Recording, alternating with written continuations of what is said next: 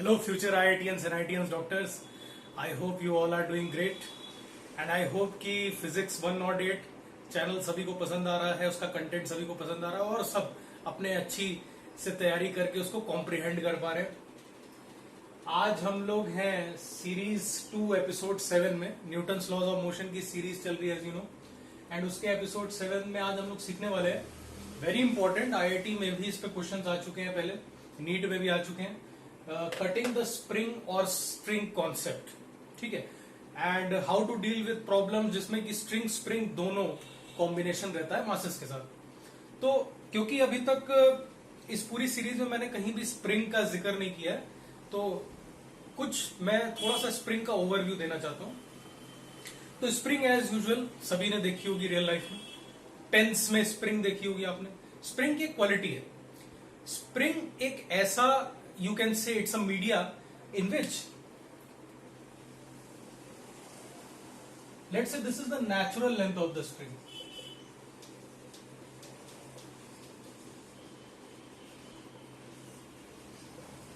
और ये जब इसकी नेचुरल लेंथ रहती है तो ये डिस्टर्ब अनडिस्टर्ब्ड अगर है तो ये इसके अंदर कोई भी टेंडेंसी नहीं आती है, ना ही कंप्रेस होने की ना ही स्ट्रेच होने की। But as soon as if you stretch this spring, तो तुम्हारे हाथों पे एक फोर्स लगेगा जो कि स्प्रिंग को अपनी नेचुरल लेंथ तक लाने को वापस तुम्हें मजबूर कर देगा।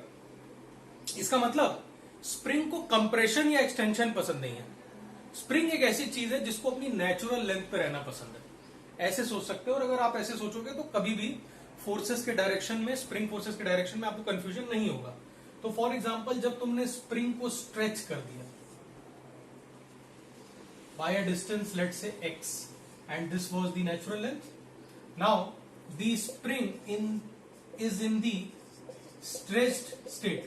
Spring stretch हो चुकी है, तो स्प्रिंग की टेंडेंसी होगी अब किस तरफ, कंप्रेस होने की। तो मान लो अगर यहां पे तुमने कोई ब्लॉक अटैच कर दिया, let's say for an example, let's say mass m, तो इस ब्लॉक पे फोर्स किस डायरेक्शन में लगने लगेगा, spring force will be towards the inside, क्योंकि स्प्रिंग अब चाहेगी कंप्रेस होना, अपनी नेचुरल लेंथ पे होना। अगर कंप्रेस स्टेट में तुमने स्प्रिंग को कर दिया, एंड ऑब्वियसली ये सब काम हवा में नहीं हो रहा, this is on ground basically. अगर कंप्रेस कर दिया for example something like this, and this was the natural length, तुमने बाय अ डिस्टेंस x इसको कंप्रेस कर दिया। अब क्या होना चाहिए, spring force will be towards the outside. This FSP represents spring force. तो बेसिकली हम लोग को देखने को मिल रहा है कि spring force is proportional to the stretchness और द कंप्रेशन, ठीक है, प्रोपोर्शनल टू x। और यहां पे मैं एक माइनस साइन पुट कर रहा हूं। If these two are vectors then minus sign is necessary. Why? Spring force अंदर की तरफ लग रहा है जब तुमने एक्सटेंशन बाहर की तरफ किया, ठीक है, एक्सटेंशन के ऑपोजिट डायरेक्शन में लग रहा है। जब तुमने कंप्रेस किया स्प्रिंग को तो फोर्स बाहर की तरफ लग रहा है। मतलब स्प्रिंग फोर्स और एक्सटेंशन कंप्रेशन आपस में डायरेक्शन 180 डिग्री बनाएंगे। तो spring force can be written as proportional to minus x, this can further be written as FSP is equal to minus KX। एक कांस्टेंट ऑफ प्रोपोर्शनैलिटी है basically. K is known as stiffness of the spring. Basically ये K जो है वो material to material dependent करता है। जैसे मान लो किसी केस में स्टील की बना हुआ है, किसी केस में कॉपर का बना हुआ है, किसी केस में किसी एलॉय का बनाया हो, तो K जो होगा वो मटेरियल टू मटेरियल डिफर करेगा। And K is obviously a constant. सवाल में जब भी तुमसे पूछा जाएगा कुछ भी, तो या तो फिगरिंग आउट K या फिर K की वैल्यू तुम्हें दी जाएगी। ओके, एक और बात जो मैं यहां पे कहना चाहता हूं, जो कुछ लोगों से स्किप हो जाती है लेकिन वो बहुत जरूरी बात है। वो जरूरी बात ये है, I hope this is understood by you, I am rubbing this. तो वो जरूरी बात ये है कि spring constant into the length of the spring, ये हमेशा कांस्टेंट रहता है, ये प्रोडक्ट दोनों का।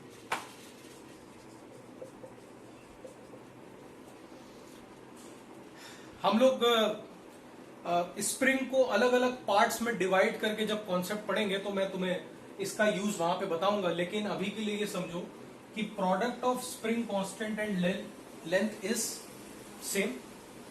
और अगर इसका डायग्राम हम लोग प्लॉट करें, L represents length of spring, तो K और L का डायग्राम एक रेक्टेंगुलर हाइपरबोला होगा। मैथ्स वाले इसको ज्यादा रिलेट कर पा रहे होंगे, लेकिन ऐसा नहीं है कि मेडिकल वाले रिलेट नहीं कर सकते। जब भी x into y is some constant, there is a structure which is made in coordinate geometry which is a rectangular hyperbola। ठीक है, तो this need to be remembered कि k into l is constant। अब problems पे आते हैं। So coming to the problems, एक problem लेते हैं पहले। Let's say this is a fixed support,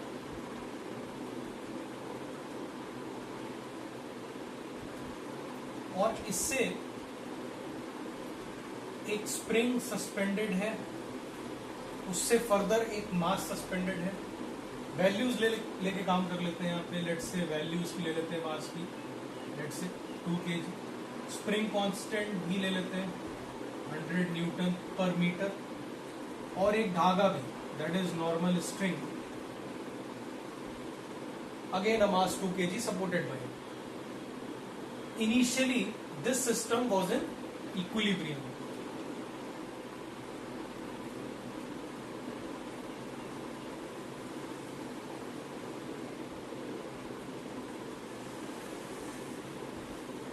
This system was in equilibrium. अब क्या कर रहे हैं अपन?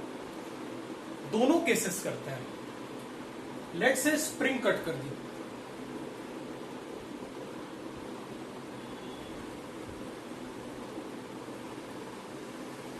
we are cutting the spring from here, let's say। और अगर स्प्रिंग कट की तो तुम लोगों को प्रॉपर्टी समझनी होगी कि स्प्रिंग और स्ट्रिंग में इसमें यहां पे डिफरेंस क्या आता है।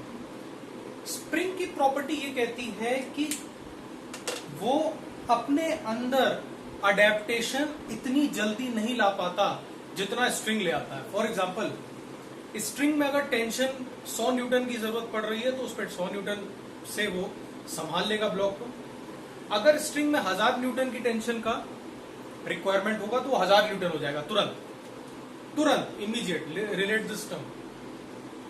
बट स्प्रिंग में ऐसा नहीं होता है। स्प्रिंग में जो भी फोर्स उस मोमेंट पे लग रहा होता है, और जब तुमने जैसे ही कंडीशंस चेंज की तो फॉर द टाइम बीइंग उतना ही फोर्स लग रहा होगा जितना पहले लग रहा था। यहाँ पे अडेप्टेशन की बात है। देखो, ऐसे रिलेट करोगे ना तो हमेशा कोई भी सवाल गलत नहीं होगा स्प्रिंग और स्ट्रिंग का।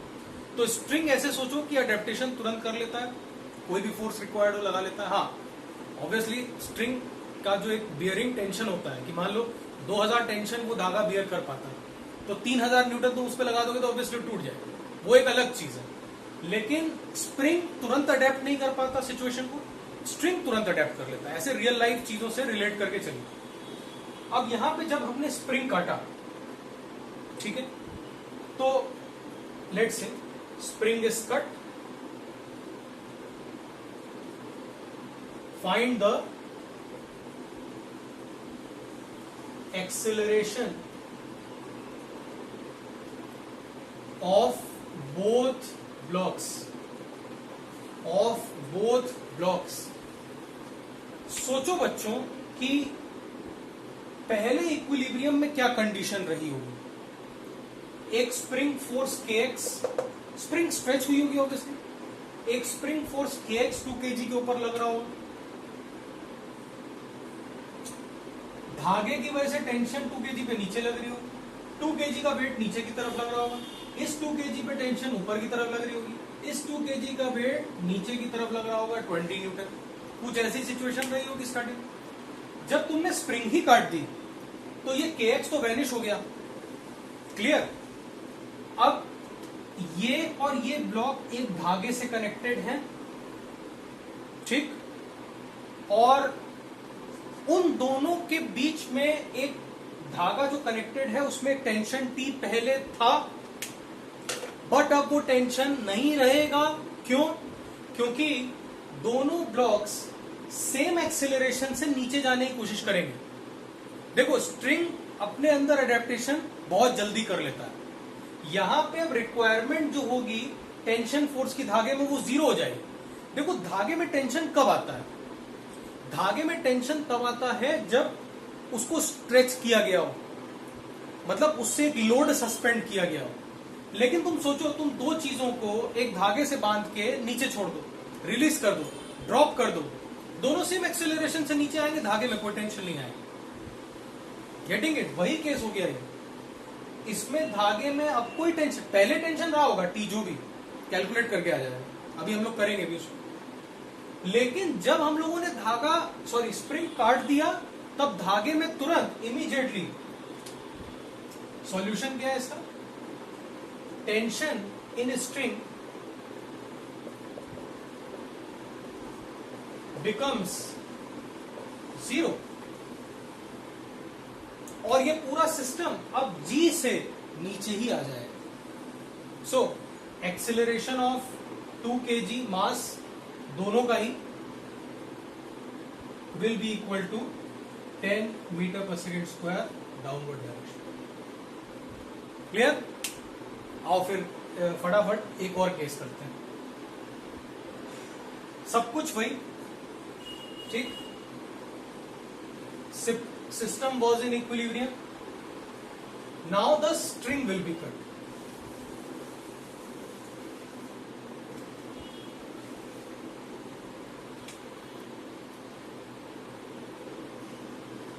Now string is cut. Interesting.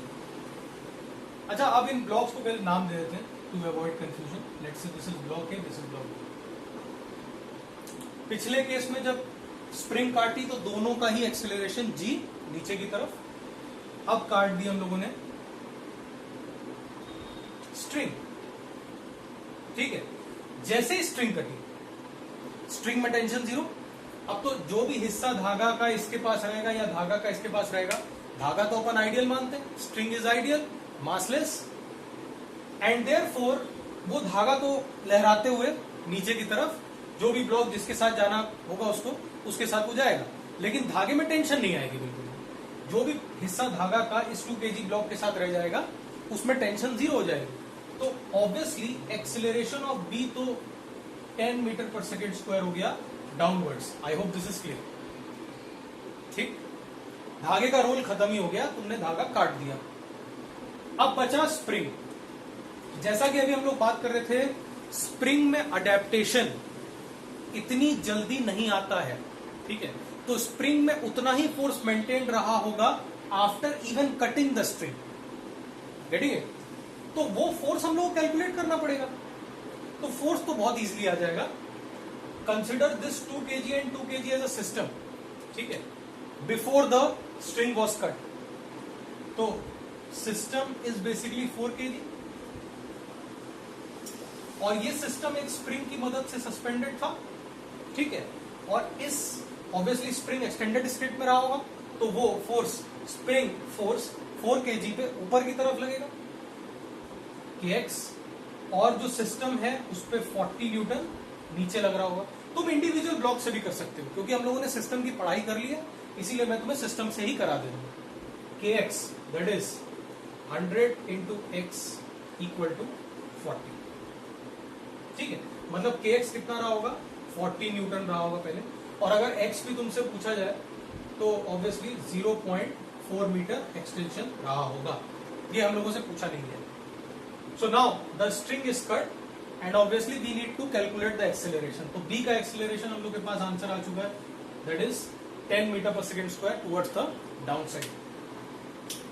Now what is left? We need to calculate the acceleration of a just after cutting the string. तो I think you can observe कि अब आफ्टर कटिंग हम लोग अगर इस ऊपर वाले ब्लॉक का, ए ब्लॉक का 2 kg वाले का FBD बनाए तो 20 न्यूटन तो इसका वेट नीचे लग रहा होगा, और क्योंकि स्प्रिंग फोर्स में इतनी जल्दी अडेप्टेशन आएगा नहीं, स्प्रिंग फोर्स उतना ही रहेगा, that is 40 newton, easy. Acceleration will B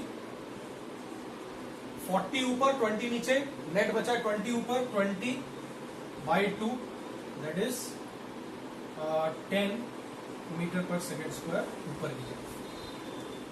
this can come in JEE और NEET, these type of questions. Clear? Okay, एक और केस कर ले, एक और केस कर लेते हैं। अब क्या करेंगे, स्ट्रिंग ऊपर ले लेंगे, स्प्रिंग नीचे ले लेंगे, फिर देखते हैं क्या होता है। तो I am rubbing this.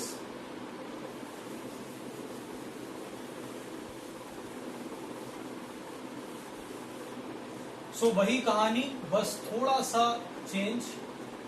2 kg, दोनों ब्लॉक्स का मास अगेन मैं सेम ले रहा हूं। 2 kg, डिफरेंट भी हो सकता है क्वेश्चन में। K is again the same value 100 newton per meter, and this is string. अच्छा, इसमें again system was in equilibrium, और फिर हम लोगों ने क्या किया, स्ट्रिंग को काट दिया इंस्टेंटेनियसली। ठीक है, स्ट्रिंग को काट दिया। फाइंड, ब्लॉक्स को नाम दे देते हैं, find acceleration of A and acceleration of B. ठीक है, ओके। नाउ अब ये जरूरी हो गया कि सबसे पहले तुम्हें स्प्रिंग फोर्स इस केस में पता होना चाहिए। ठीक है, तो अगर मैं 2 kg का फ्री बॉडी डायग्राम बनाऊं, उसी से पता लग जाएगा ए वाले का। तो बिफोर